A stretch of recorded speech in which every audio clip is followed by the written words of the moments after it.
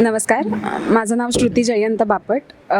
मी स्थायिक रत्नागिरीचीच आहे आणि यावर्षीचं बापट संमेलन केळे मजगाव रत्नागिरी इथे होतं आहे. याबद्दल मला अत्यंत आनंद होतो आहे आणि अनेक ठिकाणाहून बापट मंडळी इथे आलेली आहेत. गेली अनेक वर्ष आपलं बापट कुल संमेलन प्रत्येक वर्षी वेगवेगळ्या ठिकाणी होत असतं. यंदा हे रत्नागिरीत होतं आहे आणि त्यानिमित्त सगळ्यांचं अभिनंदन, सगळ्यांचं स्वागत रत्नागिरीमध्ये. आणि तसं बघायला गेलं तर बरीच बापट मंडळी जगाच्या पाठीवर कुठे कुठे विखुरलेली आहेत आणि दरवेळेला ती आपल्याला भेटत नाहीत किंवा भेटीगाठी मुद्दाम होत नाहीत.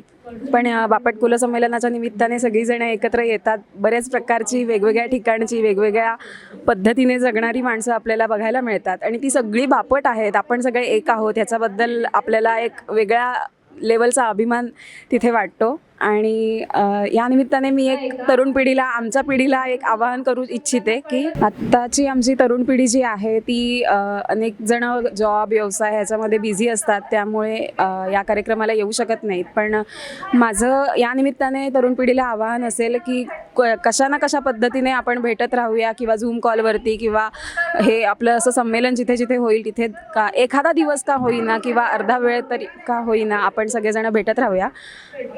त्यानिमित्ताने आपल्या ओळखी होतील, त्यानिमित्ताने आपण सगळी बापट भावंड म्हणायला हरकत नाही, आपण एकत्र राहू आणि आपलं हे बापट कुल संमेलन अनेक वर्ष पुढची चालू राहील याची आपण दुरा सांभाळू असं मला वाटतं. धन्यवाद.